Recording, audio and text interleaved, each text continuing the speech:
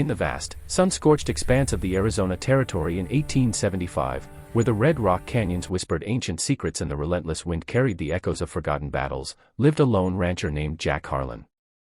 At 42, Jack was a man forged by hardship, tall, broad-shouldered, with a weathered face etched by years under the merciless sun, his dark hair streaked with gray, and piercing blue eyes that had seen too much death and too little mercy. He had come west after the Civil War, a Union soldier haunted by the ghosts of Gettysburg, seeking solitude on a modest ranch nestled against the jagged foothills of the Superstition Mountains. His days were a monotonous rhythm of tending to his herd of longhorns, repairing fences that the coyotes and Apache raids constantly tested, and nursing a bottle of whiskey by the fire at night to drown out the memories of lost comrades and a wife who had died of fever back in Missouri.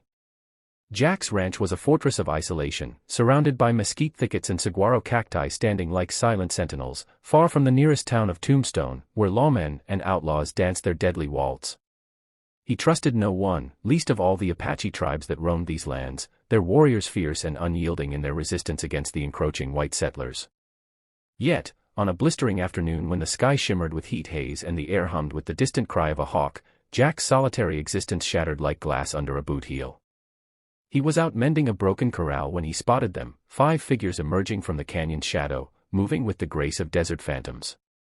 They were Apache women, young and lithe, their bronzed skin glistening with sweat, clad in deerskin dresses adorned with beads and feathers that caught the light like scattered jewels. The leader, a striking beauty named Nita, with raven hair cascading to her waist and eyes as dark and deep as midnight wells, stepped forward, boldly, her companions flanking her like protective spirits. There was Lila, the fiery one with a scar across her cheek from a skirmish with cavalry, Saya, gentle and wide-eyed, her hands calloused from weaving baskets, Kaya, strong and silent, her muscles honed from hunting, and Mira, the youngest, with a playful spark that belied the desperation in her gaze. They were the last fertile women of their decimated clan, survivors of a brutal massacre by a rogue band of prospectors greedy for gold on sacred lands. Their men had been slaughtered, their elders burned in their hogans, leaving them adrift in a world that sought to erase their people. Nita's voice, steady yet laced with urgency, cut through the dry air as she approached Jack, her hands raised in a gesture of peace. "White men," she said in halting English learned from traders, "we come not to fight. We come to plead. Save us, plant your seed in us." Jack froze, his rifle halfway raised, the words hitting him like a thunderclap. He had heard tales of Apache ferocity, but this was madness, a plea born of utter despair. The women explained in broken phrases and gestures, their story unfolding like a tragic saga. Their tribe, the Chiricahua Apache, had been hunted to near extinction, their bloodline teetering on the brink. To survive, to rebirth their people, they needed strong seed from outside, untainted by the diseases that ravaged their kin. Jack, isolated and virile, represented hope, a lone rancher whose solitude masked a potent life force. At first, he laughed it off, suspicion burning in his chest like wildfire. "You think I'm fool enough to fall for this? Apache tricks to slit my throat in the night." But Nita's eyes held no deceit, they brimmed with raw vulnerability, and as the sun dipped lower, casting long shadows across the ranch, Jack felt a stir he hadn't known in years, a mix of pity, curiosity, and an unwelcome hunger. He invited them into his modest cabin, a one-room affair with a stone fireplace, a rough-hewn table, and a bed of straw and blankets, the air thick with the scent of sage and leather. Over a meal of beans and venison jerky, the women shared more, their voices weaving a tapestry of loss and resilience.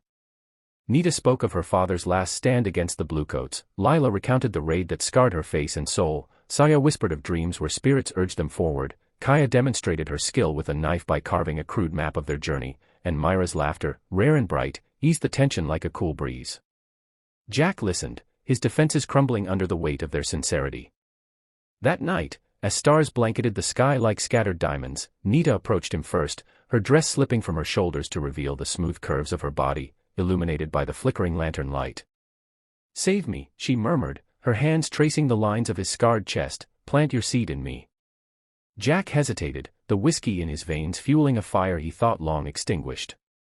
But her touch was electric, a reminder of life's fierce persistence amid death's shadow. He pulled her close, their bodies entwining in a dance as old as the canyons themselves, passionate, urgent, a union of desperation and desire. Nita's moans echoed softly in the cabin, her nails digging into his back as waves of pleasure crashed over them, culminating in a release that promised new beginnings.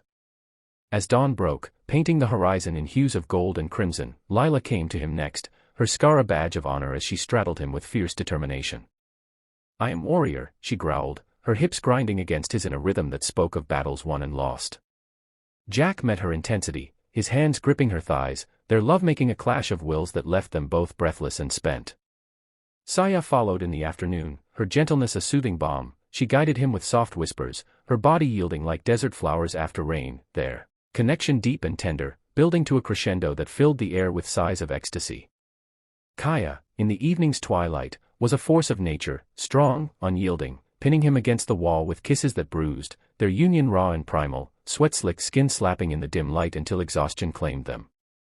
Finally, Mira, under the moon's watchful eye, brought playfulness to the act, teasing him with light touches and giggles that turned to gasps as he entered her, their bodies moving in harmonious joy, sealing the pact with shared climax.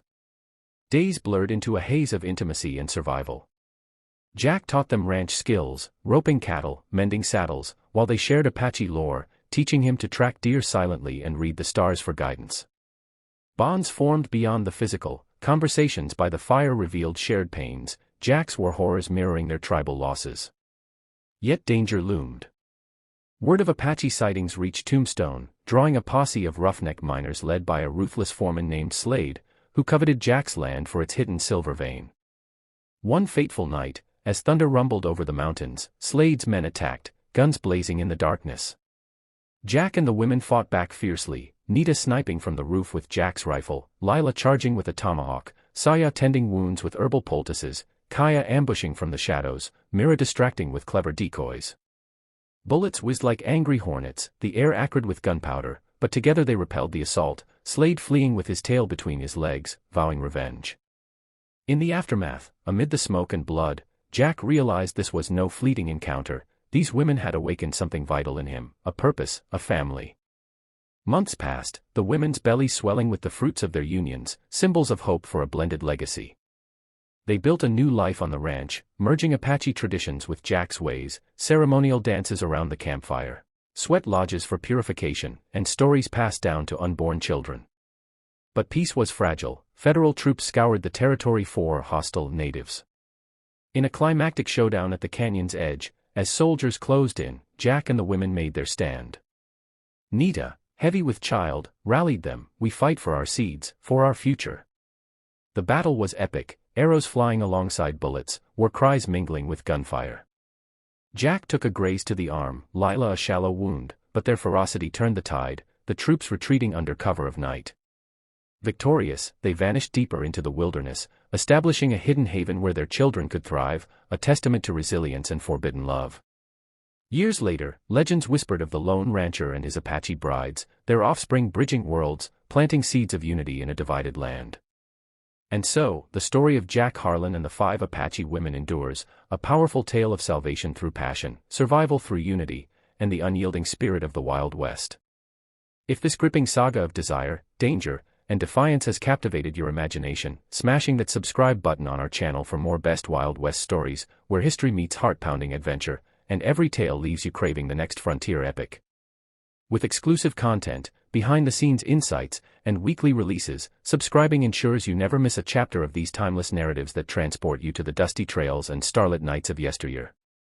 Hit subscribe now, join our community of over 1 million frontier enthusiasts, and let's ride into the sunset together.